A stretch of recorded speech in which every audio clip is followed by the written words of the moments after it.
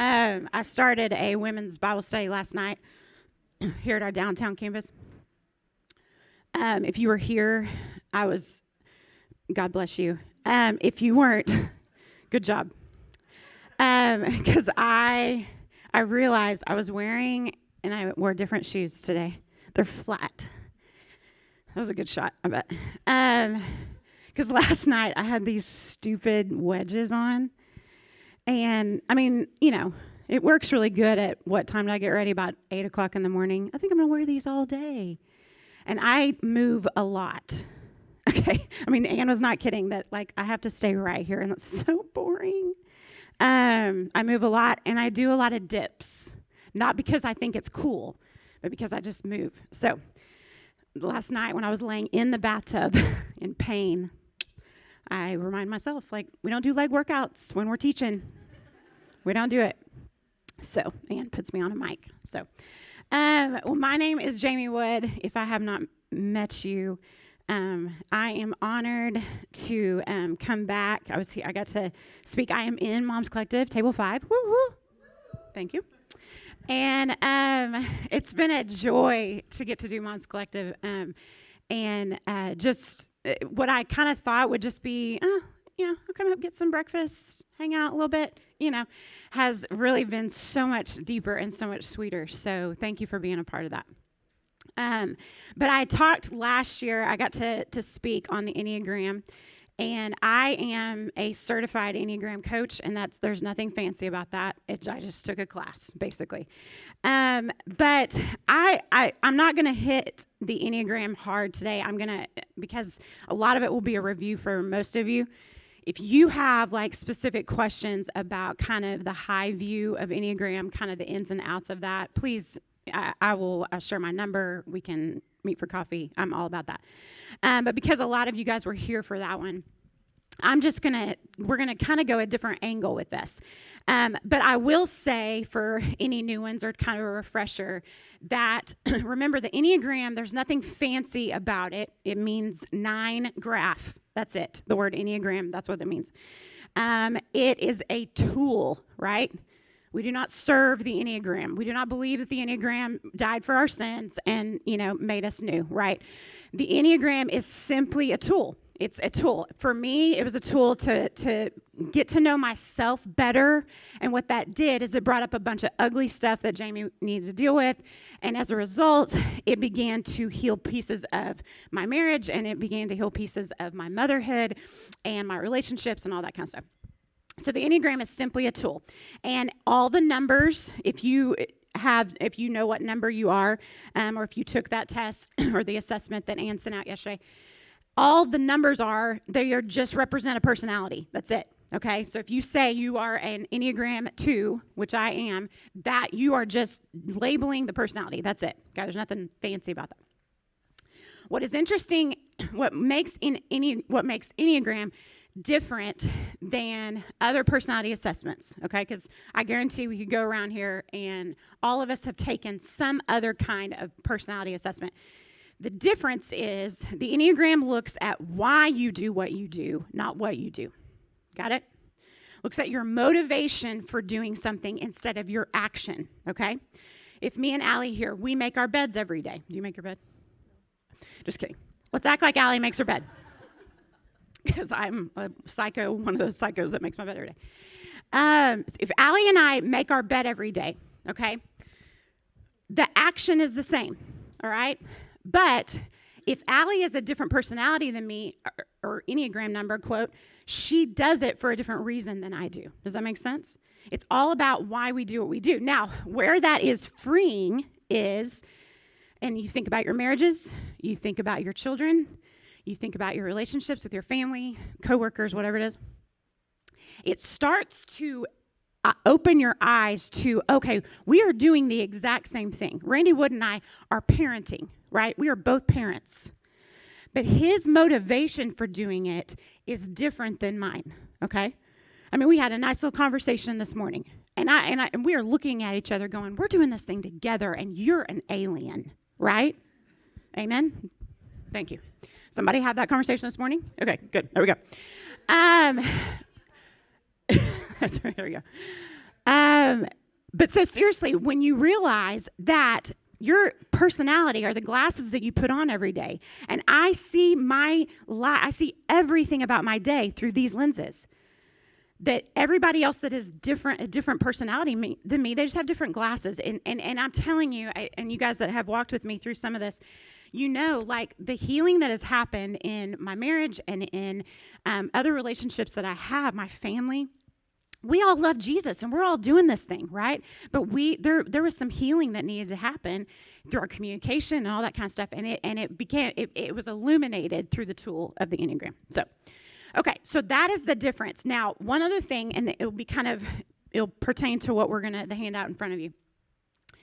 Each number, okay, each Enneagram number has what we call 4 motivations, okay?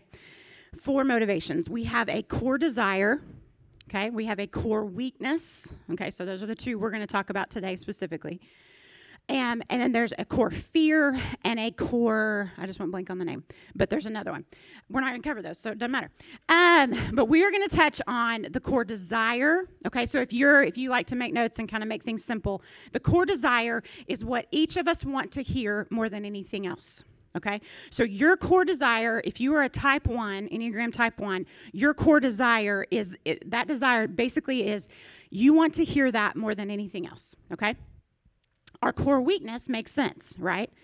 In fact, a lot of people have equated, said this is the thing that trips us all up, okay? So you have one if you're a type 1, type 5, whatever it is, you have a different core weakness, and that is basically what trips you up all the time, all right? Now, what's interesting is when we go through these, you may go, well, I don't feel like I deal with that, okay? And that's okay. That doesn't, it may mean that we need to talk more about which number you are. Maybe, I've had girls come up and say, I'm between these 2 and I'm confused, And so sometimes that can be it. Or it can be like me.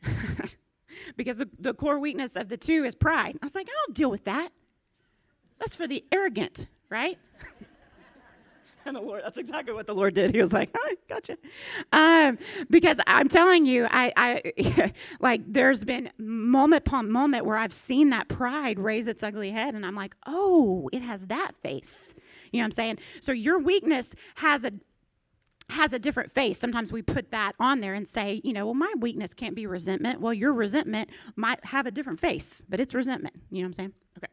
Okay, so we are going to basically, what we're going to do, and I feel like my title is super cheesy. I'm just going to be laid out. Will you not put that on the Insta? Like, just make up something different, okay? Handling our hearts and minds with health, that's just cheese. Katie, I'm sorry I even gave that to you. I must have really been struggling that day. But basically, what we're going to do today is we're going to go through each type, and we are going to talk about a lie, okay, that it is based on that type's weakness, okay, because your lie is based on your weakness. And then we are going to line the truth of God's word right next to that, right? Because we know there is no better truth. There is no other truth, correct? Right? Our culture tells us that truth is true. Your truth is your truth and all that blah. But we know the only truth is the truth of God's word, okay? In a neat way, neatly, God made it all in Psalms. So there you go, if that helps. So if you have your word and you want to flip around, if you want to, you don't have to because I have them typed out there in front of you. But we are going to take a lie. We're going to line God's word that is in the Psalms up next to that lie, and that's going to be the truth. All right? Okay. So we are going to start with our ones. And if you are a type 1, and like I said, a lot of this will be kind of some of a review, but if there's questions you have, jot them down and attack me with them. I would love it later. Our type 1s are called the reformer. Remember, type 1s are the ones who come at life looking at what is right and wrong. There is no gray with a 1. They do not live in the gray at all. Look at their core desire. Remember I said, our desire is what we want to hear more than anything else. And their desire is having integrity, being good and right. They want to hear that they are good. All right? So they are motivated, everything they do, making their bed, parenting their children, being a wife, being a PTO mom, whatever it is motivated at hearing you are good. Okay? So look at their weakness. The type 1's weakness is resentment. All right? That's a harsh one, right? I mean, there's not one of these that's nice. I'm just going to say that, okay? So don't be like, oh, you got a bad one, because wait till yours. Okay? It just keeps getting worse. So the type 1's weakness is resentment. And I put out there beside that kind of the definition of kind of what that looks like. Repressing anger that leads to continual frustration and dissatisfaction. And if you are a 1, you don't have to testify to this unless you want to tell someone you trust more. But resentment tends to it comes up in really odd ways for a 1. Because they feel like anger, a lot of 1s believe that anger is wrong, okay? So they will push that anger down. So what bleeds out, I kind of see, it's like I see this like oozing thing. Because as they're pushing it down, this resentment is the thing that oozes out, okay? It can be, and I love how it's described there. It's continual frustration and dissatisfaction. And it can be because things aren't good, okay? You could be in a situation where you're caretaking. I mean, my mother-in-law is a 1, and she is caretaking my father-in-law on a 24/7. He's on hospice. And so for her, she has to really keep that resentment on guard, because it could be like, hey, this is not a good situation. Does that make sense? So the 1, again, they're seeing good and bad, right and wrong. And if they aren't careful, that resentment tends to bubble up. Look at the lie that they believe. I will never be satisfied. I want you to circle the words with myself. For a 1, the person that they are the most dissatisfied with is themselves. Now, if you are married to a 1, if you are friends with a 1, if you are a child of a 1, anything like that, a lot of times it feels like they're dissatisfied with me, with us, okay? Because they can be critical. They can lash out, but they are the most dissatisfied with themselves. And so the lie that they believe is that I'm going to keep repressing that anger. I'm going to continue to be dissatisfied to the point where I will never be satisfied with myself. What a horrible way to live, right? All right, but look at the truth. The truth is, he is my only, say it. And everyone needs to remember that. He is our only satisfaction, right? We cannot find that within this world. We know that there is a lot of junk. It will never be satisfying. I told a story last night, like in the Wood family, we had a win. I mean, like it was a parenting win on Monday night. I was flying high, and yesterday the wheels literally came off. I don't have time to tell you that drama. So, I mean, it is a part of who we are that it will not be good. It will not be right. It will not be pretty. So he has to be our only satisfaction. And you see there, Psalm 16:11. This is David talking to the Lord. You will show me the way of life, granting me the joy of what? Your presence and the pleasures of living with you forevermore. Is there anything in there about my house is tidy?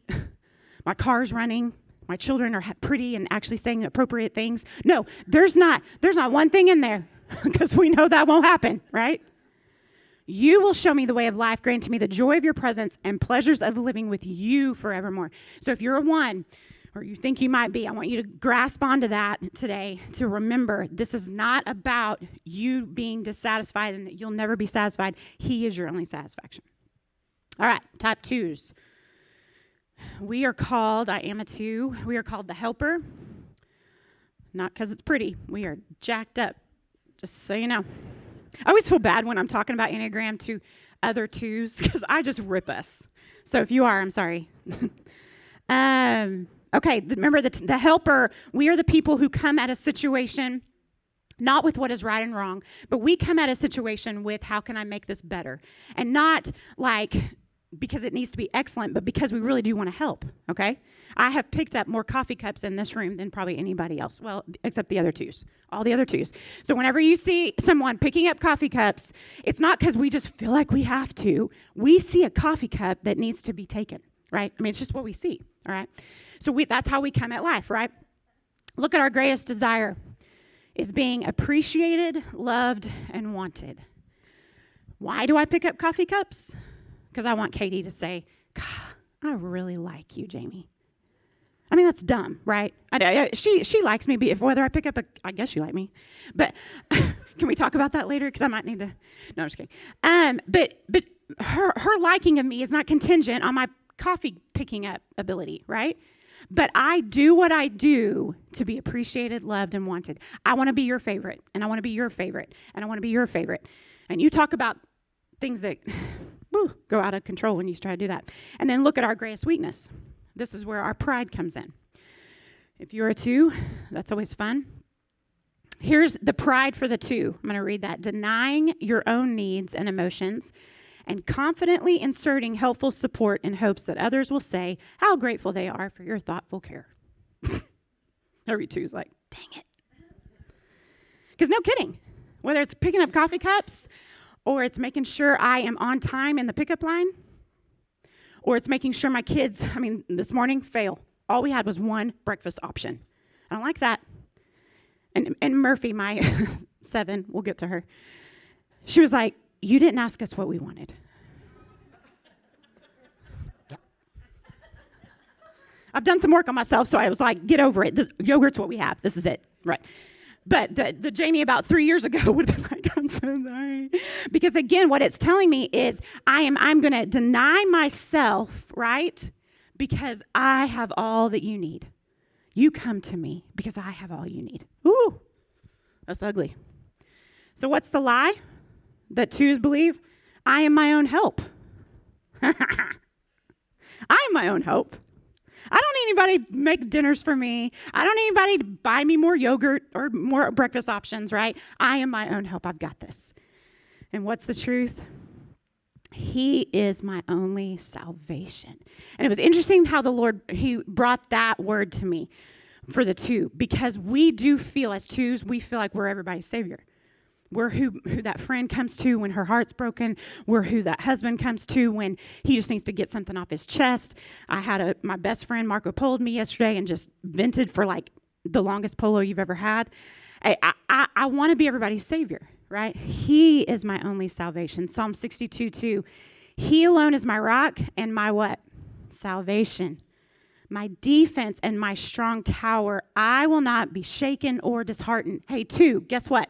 People are going to disappoint you. People are not going to appreciate you. People are going to forget that your heart needs to be taken care of, okay? I'll testify that. And it's not because they're mean. It's because they wear different glasses. So find you a 2 friend. I will say that helps. But you lean into that verse that we don't have to be shaken or disheartened because he is my salvation. I just, in the bathroom downstairs, right before I walked up, I said, Lord, again, this is about you. It's not about me, right? It's not about me. All right. Let's go to our 3s. Anybody feeling really good about themselves? Everybody else, the 3s through 9s are like, whoo, I'm good. All right. If you're a 3, you are called the achiever. These are our success-driven people. They see a goal and they run at it. Okay, remember, these are our people who, what we call shapeshifters. They are able to adapt in any situation. Everything they touch turns to gold, and it's usually at the very last minute. Okay, but they pull stuff out like nobody's business. All right, look at their greatest desire: having respect, being admired, and successful. Okay, respect and admiration, big for the 3, big. Okay, and so you can kind of put that in there, but that plays into that whole success driven of I've got to make sure that people respect me, and it's not.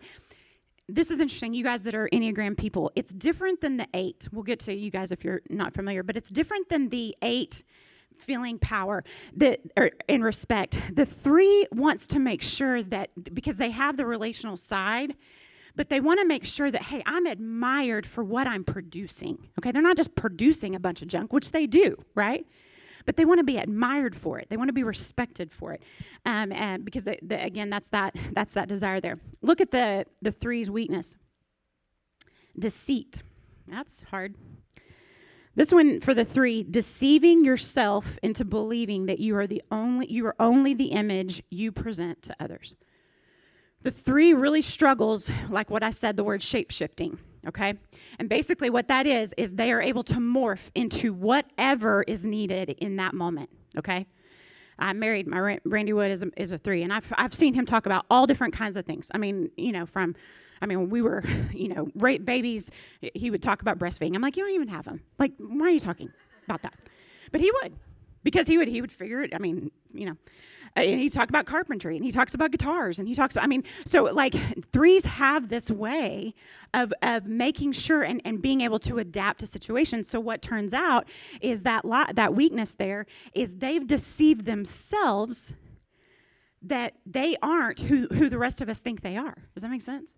They're constantly putting on a mask. Okay, what does Mom's Collective need me to be? And I'll put that mask on. What does my immediate family need? I'm going to put that mask on. What are the girls on Friday night at the football game? What do they need me to be? And the 3 really struggles with that whole deceit. They're not trying to deceive us, but they are deceiving themselves. You catch that? I know. Hey, if I have to be cut open, I'm glad it was you, because I know you. Okay. Exactly. All right, look at the 3's lie. I am a fraud. They start to believe, because that deceit continues to get in and they're not in tune with the Spirit. Again, and I should have started that this way. If you're not in tune with the Spirit, these lies will continue to repeat over and over. So that should be something that, as a covering, God put me in tune with your spirit, so I quit listening to that lie. But they're up against that weakness of deceit, and so they begin to believe that I'm a fraud. So what they do is they try harder, right? They start deceiving more. And that starts that cycle all over again. Look at the truth for the 3. He is my only what? He is my only truth. Okay? Psalms 51:6 says, "Behold, you desire truth in the innermost being, and in the hidden part of my heart, you will make me know wisdom." 3, you need to cling to the fact that he is your only truth, and he desires truth in the innermost being. He wants you to be okay with who you are. If I could grab every 3's face, I would, and say, you're exactly who you're supposed to be. And I'm not trying to be cheesy or, self-help. I really believe that when 3s realize they are exactly who they're supposed to be, some power it blows up. It's beautiful. All right, let's move to the 4. The 4 is called the individualist. Remember, these are our people who are super unique, okay? They can a lot of times be artistic, musical, theater, even like building, like using carpentry, anything like that. A lot of times they are that. They are also, if you remember about the 4, they always feel like they're on the outside, and they're always trying to get on the inside. All right? You remember that friend of mine who told me, I always feel like there's a party going on, and I just can't get in. So 4s feel like they're on the outside, so they're always trying to do something unique. Paint their hair purple, do something crazy so that they can be on the inside. And then people are like, you're a weirdo. Why do you have purple hair? Things like that. And so it's just hard. The 4 lives in that constant state of trying to stand out. Look at their greatest desire: being unique, special, and authentic. Circle the word authentic for that 4. I'm telling you, there is something rich about that word for a 4. The rest of us, we like authenticity. We like that. But for a 4, they can spot authenticity like nobody's business. If you have a kid, and you're not supposed to type your kid, so just saying that. But if you're starting to kind of figure out numbers or personalities and stuff, if you have a child who can just at the drop of a hat notice when something's not authentic, more than likely they're a 4. Because 4s just have a really good way of detecting that, because it's their greatest desire. They want to be seen as authentic. So they don't want to have to paint their hair purple and do the crazy thing. They just want to be accepted for being exactly who they are, right? But their greatest weakness is envy. And how it works out in the 4, it's feeling that something foundational is missing inside you and others possess the qualities you lack. 4s have a really hard time with comparison. And you see how that weakness of envy. And where the comparison is, I don't have what she has, or I don't have what he has, and so they start wanting that. But do you know that envy, I don't know if you've ever heard this, envy is a whole nother level than jealousy, right? You know, jealousy is I don't want you to have what you have. Envy is jealousy is I want what you have. Envy is I don't want you to have what you have. You see that deeper level? And for the 4, that's a big thing. Is there's something missing inside of me and everybody else has it, so I'm trying to grasp it, right, all the time. Falling into that weakness all the time. The lie there, look at the lie that they believe. I will never truly connect. Connect, that's why I bolded that word. Connection is a big thing for a 4, all right, a big thing. I mean, it's for the rest of us too, but a really big thing. And they want authentic connection. You see that? So they begin to believe that I'm never really going to connect to people because I don't get what she has. I don't have what she has. I'll never get what he has. That envy bleeds into that, and they'll never truly connect. Look at the truth. He is my steady, say it, ally. That's becoming a favorite word of mine, right? Is you when you picture an ally, and a lot of times we talk in like war and battle and that kind of stuff, but it's that country or that person that is just right up next to you, right? I've really been praying that for Randy and I, like that we will be allies and not enemies, right? I need to act like his ally and not his enemy. And that's what the Lord says to the 4. He is, right? God is my steady. He's not changing for. He's not going to leave you for. And the 4 needs to know that, okay? They need to know that there's someone who created you, right? And who is steady. He's not going to change, and he's not going to leave right next to you. Look at the Psalms. Psalm 73:25. Whom have I in heaven but you? I desire you more than anything on earth. Man, once a 4 gets that the only person truly that matters, whose affirmation matters, whose validation matters is God. When a 4 realizes that, man, they can be exactly who they're supposed to be. And we're all going to go, yes, because it's beautiful. All right, let's move to our 5s. Our 5 is called the thinker. These are our people, if you remember, these are our people who like to research, okay? They like to have knowledge, not to puff up or to brag about it. They just enjoy getting knowledge. These are, a lot of times I've heard that 5s are our lifelong learners. They're the ones who, man, I'm going back for that 15th master's. I'm like, go for yourself. But they just, and it's not because they want all the accolades. They really just enjoy learning and knowing that kind of thing. All right, look at their greatest desire is being capable and competent. It's interesting, isn't it? They want to be capable. If we're sitting at a table, all right, dinner, and the topic of, let's pick something, quilting. I don't know. First thing that came to my mind, not because I quilt, because I don't. Quilting comes up, okay? The 5 is going to be the one who's going to sit back because she's never quilted before, okay? She's never picked up a piece of fabric. And she's going to sit back and listen to all the talks of quilting and then go home and she's going to research how to quilt before she goes to Hobby Lobby, okay? Because, some of the rest of us, I won't name names or numbers, we just, let's go buy all the stuff, right? A 3, literally, I just named a number. A 3 would be like, I got this. Throw their card and buy the entire store of Hobby Lobby and get home and go, well, guess I got to make a quilt, right? And then they'd produce the most beautiful quilt in the whole wide world, and the rest of us are like, rah. But the 5 is very methodical in how they do that, right? So they are not going to enter a conversation until they know how to do it, and they have something to contribute because they want to be capable and competent, right? It makes sense. Look at the 5's weakness. Avarice. When was the last time you used the word avarice, right? Take that home to your children, especially us with small children. Don't be so avarice. Here it is for the 5. Feeling that you lack inner resources, in turn, holding on to the resources you do have and minimizing your needs to not deplete them. holding on. Fives, if you remember this fun fact about fives, they have the lowest amount of energy on the Enneagram, okay? And so literally, they wake up, the rest of us are at a full battery, and a five, they have a very limited amount of energy. And so what they do for a five is because they don't want to deplete all their energy, they hold on to what they do have, and they don't share it with people. And I'm not just talking about like actual things, but like they have a lot of wisdom that would be good for the rest of us. But they're like, that's too much energy, and I'm going to hold on to that. Okay? I can't give that out.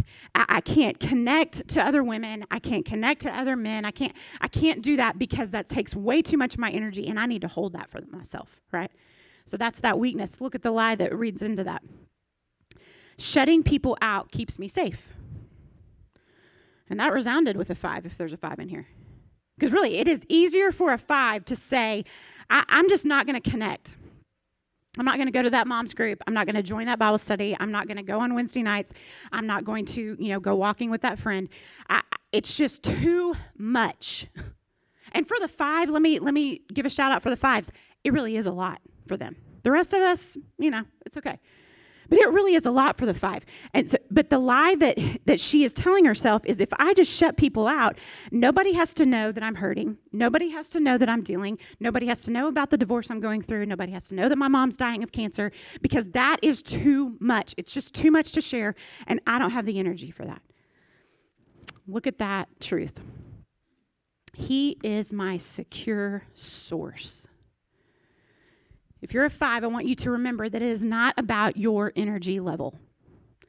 It is not about you getting your energy level depleted, because he is your source. Girls, as a whole, all of us. When was the last time you thanked God that he is your source? Right?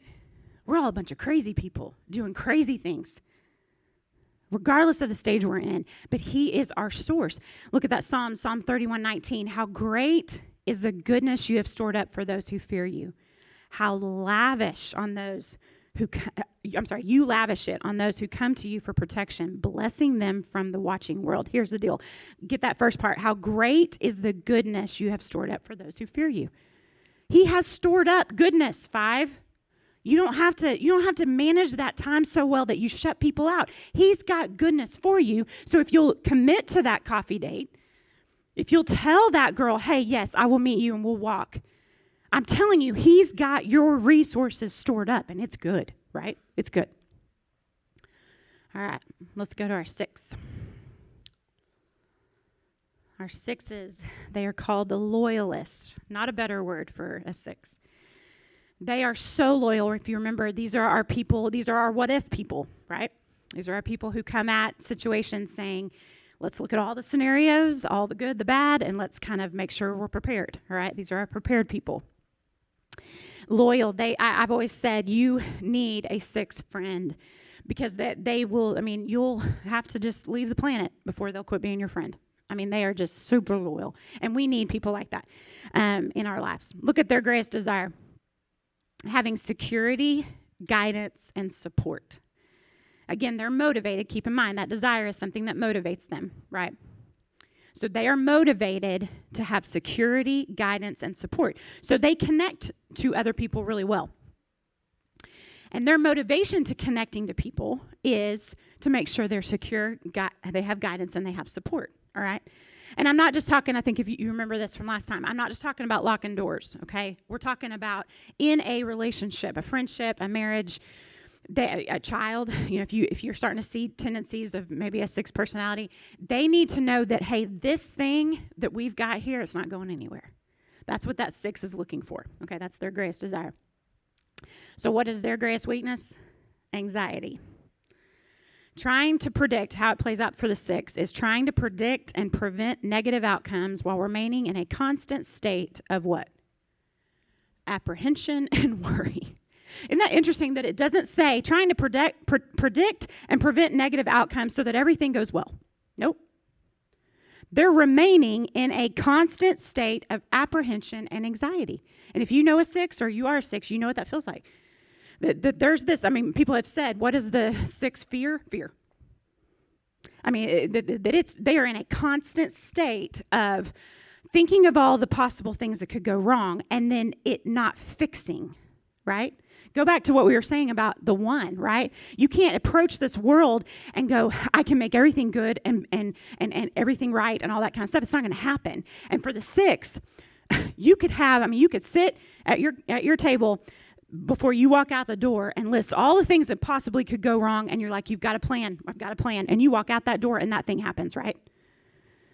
6, you know what that feels like. Is you're constantly trying to figure it all out, and the whole thing, it continues to put you in this hole of anxiety because you're in that constant state of apprehension and worry.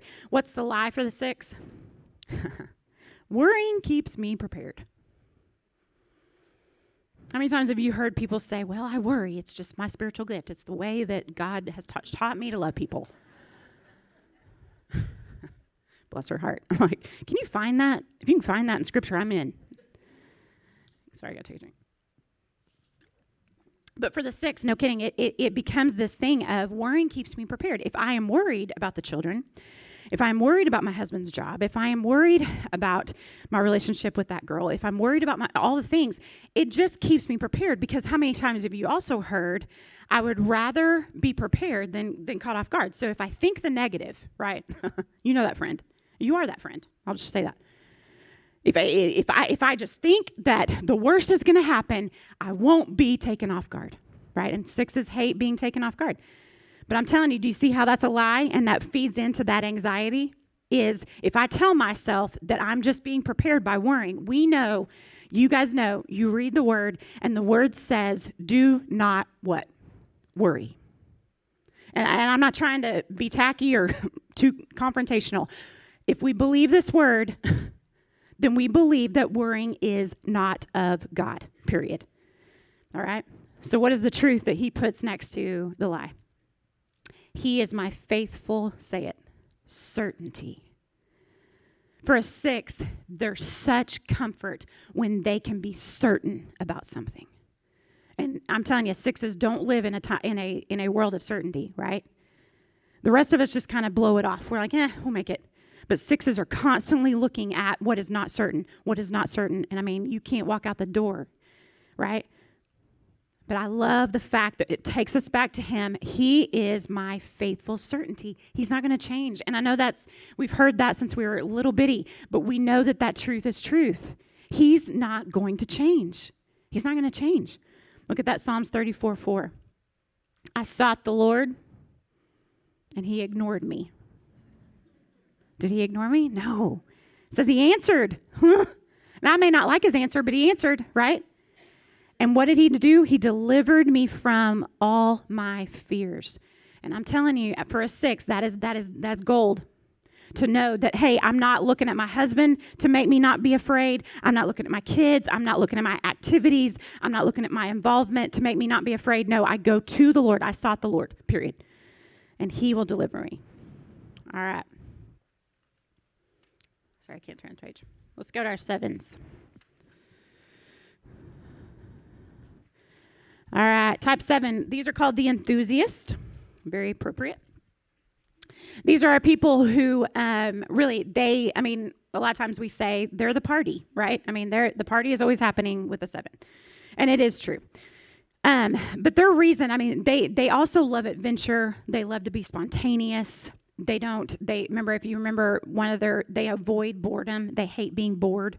So what they're doing is just changing a lot of things so that it looks nicer, okay? And it's more fun. Sometimes I try to make that different, but I'm telling you, the 7 is just, they are wired for fun and something that is enjoyable, okay? Look at their greatest desire. Being happy, fully satisfied, and content. And I know, in the Christian circles, we're like, we're not supposed to say the word happy, It's joy, it's not happy, that stuff. But for real, for the 7, there's something about experiences they want to do because it really does make them happy. It really does make them feel satisfied. My mom is a 7, so I was raised by a 6 and a 7. Hey, that's a fun thing. My dad's a 6, so it was like, Mom, we're going off, we're riding to school in a hot air balloon, and Dad's like, he blows it up. It was fun. And they both love Jesus and love each other, so it's really good. But so I was raised by a 7, and she, how old is she? 72, I believe. Yes. And this is their 50th wedding anniversary year. Okay, it's a big deal, right? It's a big deal. And so, and in pure 7 style, okay. I mean, she's celebrating all year. Their anniversary is June the 8th, perfectly right in the middle, right? So we went, all 16 of us, I have a sister and a brother, and they all have children. All 16 of us went to Disney World in February. Yeah, we did. And she called it #Annie Denny. No, Disney Annie 2023. We had a hashtag, the whole thing. And so we went to Disney World in February. In June, my dad was like, could I have just you and me time? That'd be good. My mom's like, you're not fun, But she was nice, and her and my dad went somewhere. And then in November, we are getting our big family portrait. My mom hasn't had a full, we're doing the whole pictures. Lord help us all, right? Because she put me in charge. So that'll be fun. But a part of that, her fall celebration of this 50th wedding anniversary, is they are a part of a ministry. My dad was a pastor my whole life. And he's retired, and now they are a part of a ministry that basically provides week-long retreats for pastors and other vocational ministers. It's a great thing that my parents are getting to be a part of. So they had a retreat last weekend in Gatlinburg, Tennessee, okay? And here's the deal. My dad is extremely afraid of heights, and he's a 6. So he knows, he's going to die, and he hates heights. It's all the thing, right? And I've actually, the blessing, I got to Enneagram coach my dad about a year ago, and that was a blessing because we brought some stuff up, and it was good. He was like, I need to get healthy. This is out of control. But he is deathly afraid of heights. And my mom, jump out of an airplane. Like crazy town. Okay. And they have, in Gatlinburg, Tennessee, they have the zip lines. They have several of these zip lines. So she calls me before they go, and she's like, here's the deal. I want a zip line. It's part of my 50th anniversary. Hello. It's fun. It's the whole thing. We're all like, bring on 2024. Okay. No. I love that they celebrate. They celebrate well. And so, but she's like, I'm doing this, and your dad's not going to like this. I'm like, duh. Yeah, that's exactly right. And so but they got in a good spot, and she told him, she was like, I just want you just to stand there. I don't want you to go sit in a cabin. I don't want you to go drink coffee. Just be there. And the whole time he's like, you're going to die. You're going to die. But it was a really good thing because she called me after they got back. She did 3 zip lines. Crazy town, helmet, the whole thing. She's yelling. This dude, she wouldn't take her phone because, you're not supposed to fly out. And some dude took a video of her, and she's like, did you get it? Did you get it? It's so fun. But what she said, and this was so good for a 7, was she said on the way home, they drove home last weekend, and she asked Dad, she said, what was your favorite part? Because they were gone for 10 days. And he said, getting to see you come alive on that zip line. Woo! That'll get me emotional. Because for a 7, it really isn't about just being annoying and doing crazy things. They love to come alive, and they love to have people with them. Okay, I spent a lot of time on that. Look at their weakness. Gluttony. And this isn't just about food. So every 7's like, seriously? Here it is for the 7, having an insatiable desire to fill yourself up with experiences in hopes of feeling completely satisfied and content. A 7 really struggles with contentment. And so it's that whole gluttony action of, I'm just going to keep filling myself up. I'm going to move to this job, and then I'm going to have another child, and then I'm going to do this and this and this, because they're just continually trying to fill that up, okay? And that's hard. For the 7, that's an extremely hard thing, is to not get caught up in that. Look at the lie that comes with that. My happiness is contingent on my activity. For the 7, that's true. The 7, and this is just how they're wired. This is not a bad thing, but they really are those people that kind of live from event to event. Those people that the rest of us are like, good honk. Could you just Like, let's just detox for like a year, you know? But no kidding, the 7 has that ability to go, the next event and the next event. And so that lie leads into that gluttony of, I will only be happy if I'm continually filling my calendar. 7, hang tight. Look at that truth. He is my joy-bringing contentment. Where I have seen, to circle back to my mom, she's one of my favorite people, hands down. Where I have seen such good things is where my mom, on a day, she's just doing my dad's laundry, and she's ironing. I don't know if this is a generational thing, but she sits on her bed and she irons and watches a show. I think it's cute. None of us iron anymore. I mean, when was the last time you ironed, right? And we just don't. Last week, exactly. Thank you. My mom's like, bring back the iron, right? But what is that? I know. We need to introduce the iron to the generations after us, right? But on days when my mom doesn't have an activity, she's not going ziplining, she's not, all the things, she can sit there and be content. Why? Because he brings contentment, right? Her relationship with Jesus brings contentment. Look at Psalms 23:1. This will be very familiar. The Lord is my shepherd. What? I have everything I need. I love that version. The Lord's my shepherd. I have everything I need. My mom and every other 7 that is in this room or outside this room, those activities are not bringing you joy, right? He is the joy bringer, period. And I'm telling you, for a 7, that's life-giving to not continue to go after each thing. All right, let's go to our 8s. Our 8s. These are the challenger. Remember, the 8s are remember, if you remember my analogy, they're like the snow plows, right? And they basically are paving the way for the rest of us, okay?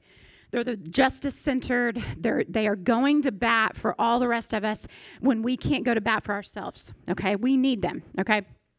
I thought of this, you guys that were here when we had was it the Ark? Is that the people? They're called, yeah, those people. Like I thought there's probably an 8 on that staff because there's something about going to bat with people with disabilities and who can be the underdog. So we need those 8s doing that. And if you remember what I said about with 8s, it is not necessarily what they say, it is how they say it, right? And if you've ever been hurt by an 8, it's probably not what they said, it was how they said it, right? Their snowplow was hitting cars on the way and doing some damage. So I've always encouraged 8s, hey, we need your courage, we need your strength, we need all of those things, but we need you to say it in a way that is beneficial, right? So that we hear it, right? So look at their greatest desire. Protecting yourself and those in your inner circle. For the 8, they are about protecting themselves and those in their inner circle. A lot of times 8s, you'll hear 8s talk about kind of their people, all right, which we all do. But there's something specific for the 8 about they can't protect the world, okay? I mean, they would if they could, right? They really are superhero type people. But because they can't literally protect the world, they concentrate on keeping those in their inner circle protected.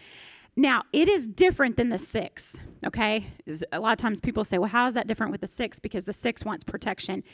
The 8 is like, I am the one who gives the protection. You got that?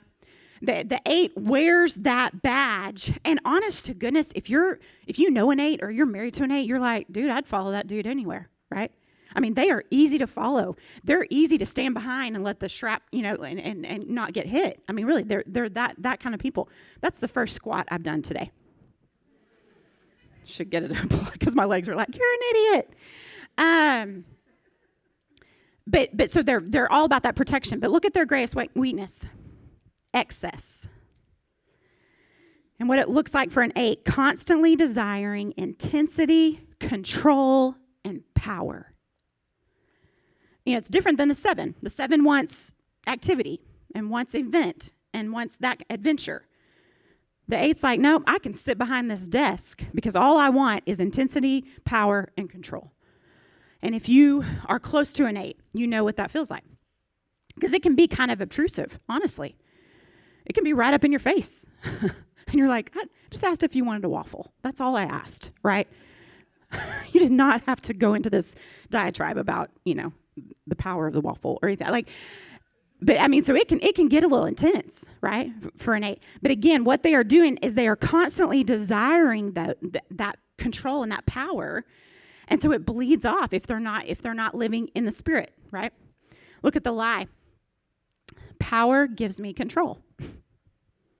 Power gives me control.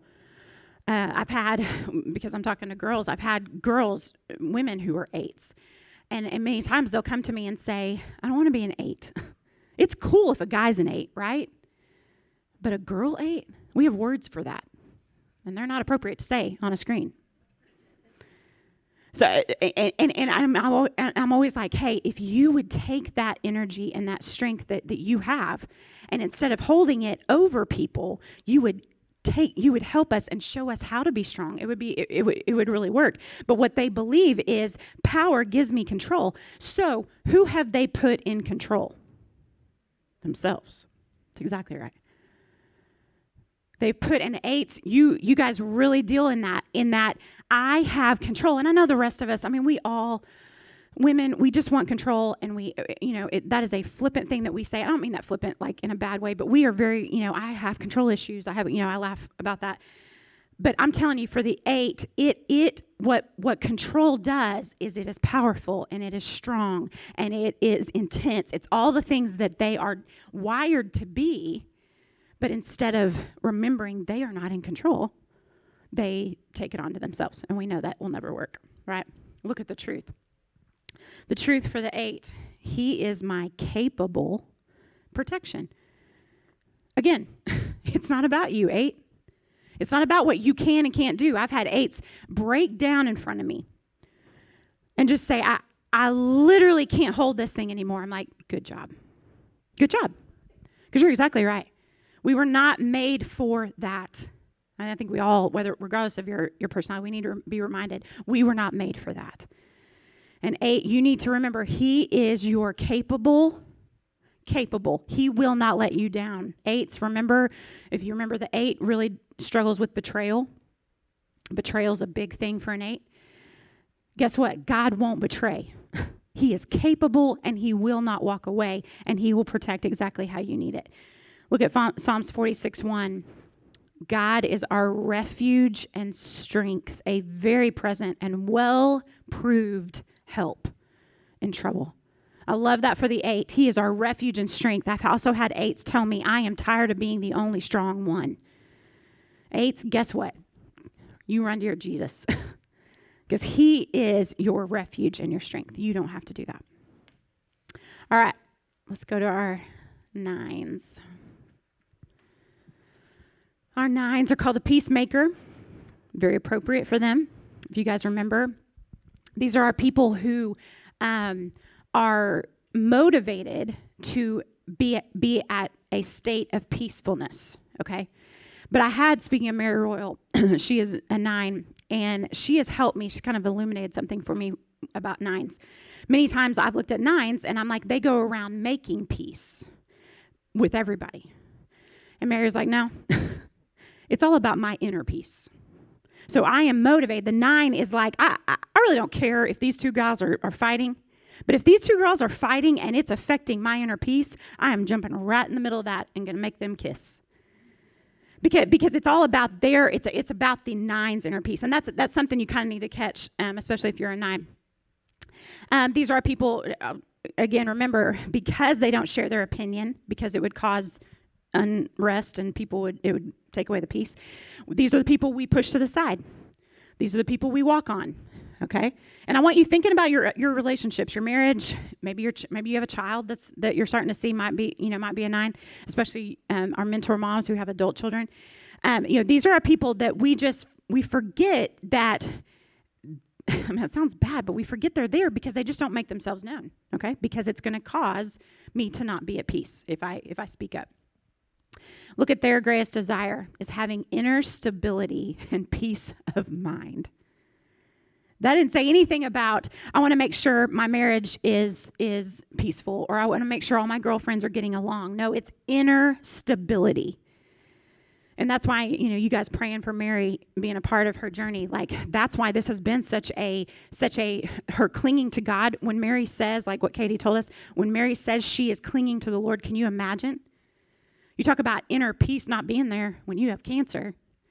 So again, that desire of I am motivated to make sure that inside of me is stable. That speaks to the 9. Look at the weakness for the 9. Sloth. I'm always like, that's sad. Mine's pride, and yours is an animal. A cute, cuddly, sleeping animal. All right, here it is for the 9. Remain easygoing and not be disturbed by your anger, by falling asleep to your passions, abilities, desires, needs, and worth, by merging with others to keep peace and harmony. I know that was kind of full. If you're a 9, I want you to later go back over that. Because here's the weakness for the 9 is if I just kind of sloth myself out, if I just numb myself out, that's a big thing for a 9, is numbing. Is numbing worse than anger? Yeah, in my mind. I'd much rather you'd come and tell me, hey, this relationship that you and I've got going on, there's something broken, and I am angry about it, than for you to lay on the couch and scroll Instagram for the 15th time because you're just numbed out to it. You see what I'm saying? And that's where that 9 struggles, is if I just kind of don't rock the boat and I stay undisturbed and I keep other people undisturbed, then I can kind of just coast through this because, again, we know that this world is not peaceful, right? It will not be peaceful. How many times have you said, along with me, Jesus, come get us? Because there's not going to be peace until he comes, right? And we can pray for it, but it's not going to come. And so 9s, you're walking out your door and bombarded every time and every day and at moments in that day of ways that are disturbing that inner peace. And so you just numb out to it. If I act like I don't care, if I act like it's not that big a deal if my marriage is on the rocks. It's not that big a deal that I have this kid that I cannot get control over. It's not that big a deal that my health, whatever it is. A 9 will just push that down because I love that, falling asleep to your passions, your abilities, your desires, and your needs because it's just too much. 9, we don't need you to do that. Look at the lie for the 9. Going along to get along will keep everyone happy and me calm. Because again, remember what I said at the beginning, what Mary taught me. It's about the 9, it's about their inner peace. So if I just go along to get along and whether that's in your marriage, whether that's in your parenting, whether that's in your relationship with your mom, whether that's in your relation, whatever it is, if I just coast this thing out, it'll keep me calm. And we know that doesn't work, right? We know that doesn't work. Look at the truth. He alone, circle the word alone. There is no peace without him. Amen? The angels weren't just thinking of a name when they said he will be the Prince of Peace, right? They literally said that babe that's laying in a manger will be the only answer to unrest. He alone is peace. And 9, you grabbing onto that. And guess what, 9? We want to hear about it. I go to my 9 people when seriously, I have several 9s. Mary's one of them that I will go to when I need to be reminded who is my peace. Because when they are in the right space and they are aligned with that Prince of Peace, they can share that with us. Psalms 131, my very favorite chapter in the whole Bible. It's only 3 verses. And if you ever want to memorize, memorize the chapter. Psalm 131, it's 3 verses. You can handle it. My very favorite, but I just took apart, I just did verse 2 and 3. Verse 2 and 3 says, but I have calmed and quieted myself. I am like a weaned child with its mother. Like a weaned child, I am content. That baby over there is not content because the world is at peace, right? That baby over there, what's his name? Augustine. That's why he's at peace. He has a cool name. That Augustine over there, he is at peace because he's with who? His mama. He hasn't been introduced to the Prince of Peace, and he will by that mama. But he is at peace because he just got fed, and he's happy. But he also is resting with his mama. That's what this says. I am like a weaned child. Girls, we need to quit looking at our babies. We need to start being that baby with our Jesus, right? Like a weaned child, I am content. Israel, or Jayme, or what? Put your name there. Put your hope in the Lord. So 9s, show us what that looks like. 9s, you have a way of reminding us where our peace needs to be aligned because you've got the handle on it. So show us what that looks like in this world that's not peaceful at all. Okay. I've got some time. I put some table discussion questions down there that what I thought is in the next 5 or 10 minutes, 5, 7 minutes, whatever, or we can start right now, that if you want to go through that, okay, feel free. Know that, hey, there may be some things at your table that you're like, hey, can we talk about this? Or let's follow up with that prayer request or whatever. Do that thing. But I will take a minute. Is there any question that you feel comfortable that you want to ask out loud? Yes. I will repeat that question. So she basically said she's new to the Enneagram. Please tell me there are positive things. I'm sorry, I'm so negative, but it's true. Yes, there are positive things. I will quickly say, okay, I'll just go through each one. Would that help? Or is there one specifically that you want? Yes. Yes. Okay. So the one, I would say their ability to see the right and wrong, we need it, right? We need it. There are things in this life that we don't need to live in the gray about. And the one showing us what that is huge. Okay? Ones, quit trying to say, I'm going to get on everybody's nerves if I tell what's right and wrong. We need it. The 2, we need helpers who are doing it, not motivated, not ill-motivated. We need helpers saying, I'm going to pick up, use a coffee cup, I'm going to pick up that coffee cup because it's something that needs to be done, not because I want affirmation. Does that make sense? We need people serving. The 3, the achiever, we need people, the 3, I'm telling you, the things that they get done for other people is so beautiful. 3s, when you can move past, trying to do it to be admired, and you're just like, hey, I'm going to knock this project out, or I'm going to knock this meeting out, or whatever it is, because I want to help other people. That's so good. For the individualist, we need your creativity. 4s, you guys are extremely creative. We need you a part of teams, making things come alive, bringing color to the things that we do. Oh, I will say this about a 4. This is an incredibly positive thing about a 4. You need a 4 with you if you are in grief. 4s feel like crazy. They have extreme ability to feel. And I've always said that if you are in grief, if you are in pain, if you are hurting, yes, they are happy with you, that kind of stuff. But do you have that friend? We don't always have the friend who is like, I'm going to sit beside you while you weep your eyes out and not say anything. And a 4 will do that. That's really good for 4. The 5, we need 5s. 5s are excellent at keeping us informed. I know that sounds crazy, but keeping us informed on things. But also the 5, you guys are incredible stewards of time. Remember I said how the 5 has the lowest amount of energy. So I need a 5 friend. So if you're a 5, come be my friend. Because I have said that many times that I need a 5 that says, hey, Jayme, it's N-O. No. Say no. Say it 5 times. No.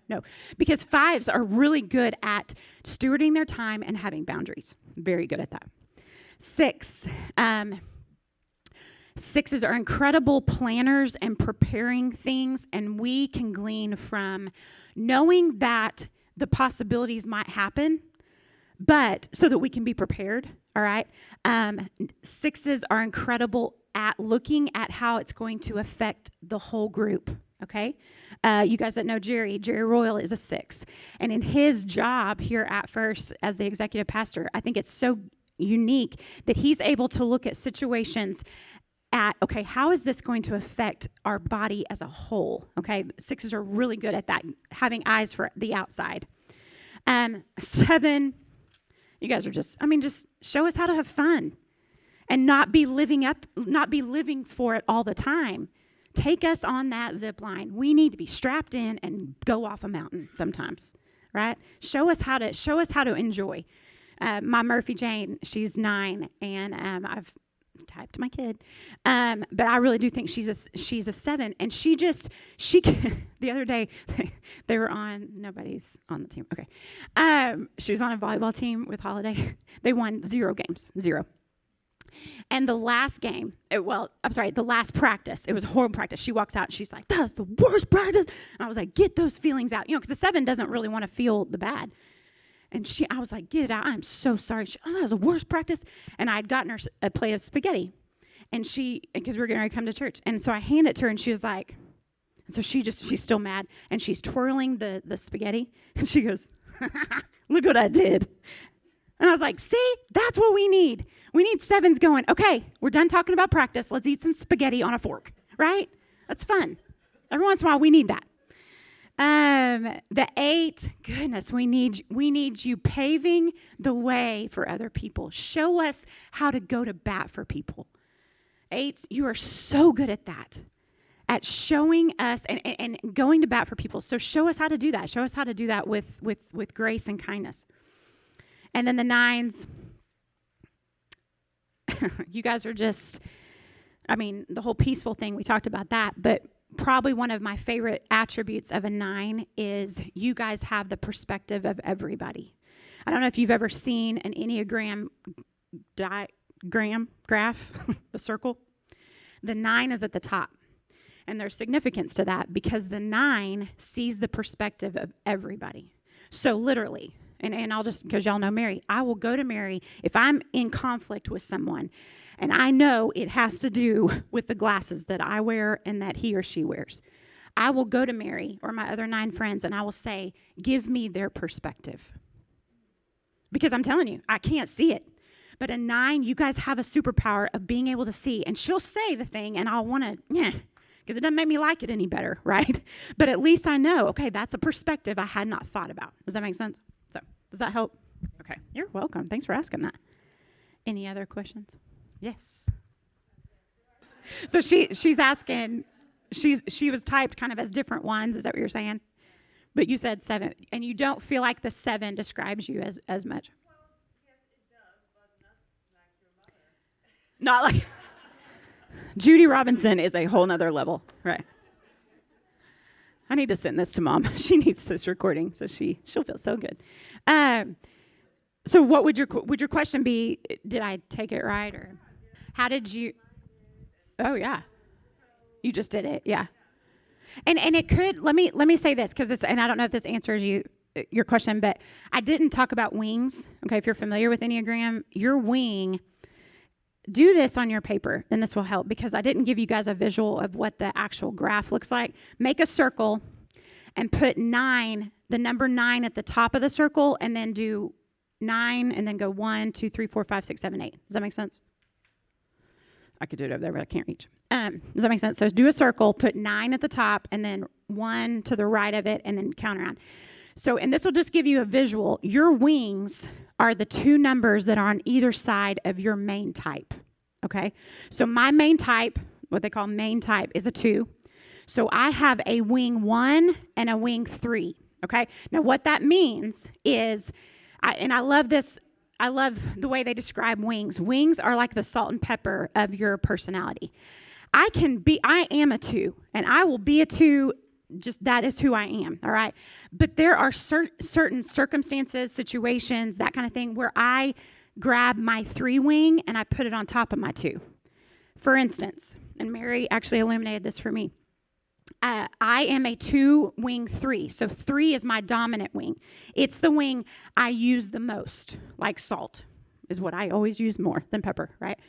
And here's the deal. My 3 wing gives me the courage to stand in front of you guys. Now, my 2 probably would be making sure while I'm doing, making sure coffee cups are picked up. But my 3, remember, they have that drive. They have that they are comfortable being in front of people. My 3 helps me with that. My 1, this is interesting for moms, you might kind of start paying attention. Is there a wing that you use more at home? My one wing, I use heavy at home. So my structure, the structure of a one, we are very structured. We are very routine. I think some of y'all know my oldest son, Owens, is autistic, so he does much better with structure, which I think kids do in general. But he really likes a good visual of what we're doing this week. So I have a whiteboard in our office that has, so the one wing I use a lot at home. My 3 wing I use a lot outside. A lot of y'all don't see my 1 wing. She stays hidden because she can be a little. So, answer your question. It could be, if you see some 5 in you, you could be a 6, and you have that 5 wing, and you have the 7 wing. Does that make sense? And I don't know that, but and I'm glad you brought that up, because if there's other of you who are like, that doesn't, look at the wings, okay? Because a lot of times that flavors it. And then there's a whole nother deep dive into where we go in stress and all that kind of stuff, but we'll do that over coffee. How's that? That's you and me. We'll do that. So, other questions? Yes, I can. And I'm not a pro on this. Her question, which is a completely valid question, and your husband that's completely valid, that there have been some questions about the origin of the Enneagram, specifically in Christian circles, because there are people who are afraid that it is satanic, okay? And that's why I always say the word Enneagram basically means 9 graph, okay? Here's the deal. The dudes, and I think there were 2 of them, and I can get back with you with more info. If he is like, I really would like more, so she's basically saying, are we seeking wisdom from something that's dangerous? Like, is this? Now, here's what I'm going to tell you on the onset. I'm going to send you to 2 resources, and everybody can go to this. 2 resources who are experts at this kind of thing, okay? Your Enneagram coach, okay? Literally, your Enneagram coach. They have a website. They have social media. They are who I got trained in the Enneagram as the coaching part, because, and the only reason I did with them is because they look at the Enneagram through the eyes of the gospel, period. So I'm going to encourage you to look up your Enneagram coach. The other one, and he is incredible. His name is Tyler, and I think it's Zach, Z-A-C-H, Tyler Zach. He has one, and it's called Gospel for the Enneagram. And he has social media, Gospel for the Enneagram. He just did, and I just did his free summit. He has a summit every year, and he just did he wrote an entire book, and he has a whole, like a study book or something like that on the origins of the Enneagram. Do Tyler and really because I have learned, and I haven't learned enough because I haven't taken that whole thing, but it's basically, he goes back, you talk about a researcher, he goes back to the beginning. I know for a fact, and this Tyler will say this, the people who came up with this or whatever, they are not believers. I mean, from what we know, they didn't profess it, okay? And that's why, and Ann and I have talked about this before, that's why I am a huge advocate for saying the Enneagram is not the gospel, period. Right? It's not the gospel. And if I love you guys that are in your 20s and 30s, but there is a huge movement in the 20 and 30, even college age, I'm going to know my Enneagram number, but I'm not going to know my spiritual gift. Y'all, that's dangerous, right? And so I have such a heart for whether you like the Enneagram or not, I promise I do not care. But if it is something that can come alongside your spiritual gift, if it can come alongside, if it is a tool, then great. But I love your husband desiring to make sure to cover all those T's. Totally good. Let's talk about it before we drink. Absolutely. 100%. I love it. Oh, and hear me, there's not a part of me that's offensive. I love, he might be a 5, which is good as I talk to him. But I mean, like, he wants to dig in, and I love that. And he's a learner. So seriously, your Enneagram coach and Tyler Zach, I believe, Gospel for the Enneagram. But keep in mind, the Enneagram doesn't save you, right? It is not. Your Enneagram coach is led by Beth and Jeff McCord. He was a pastor for a while, and then now he does this. And they use, I love this, we don't use our Enneagram number, our personality, as a shield to hide behind or a sword to hurt somebody with. That's gold, right? But when I am living in tune with the Spirit, my personality can be added as beautiful flavor to any situation, right? So, no, I love it. I'm grateful you said that.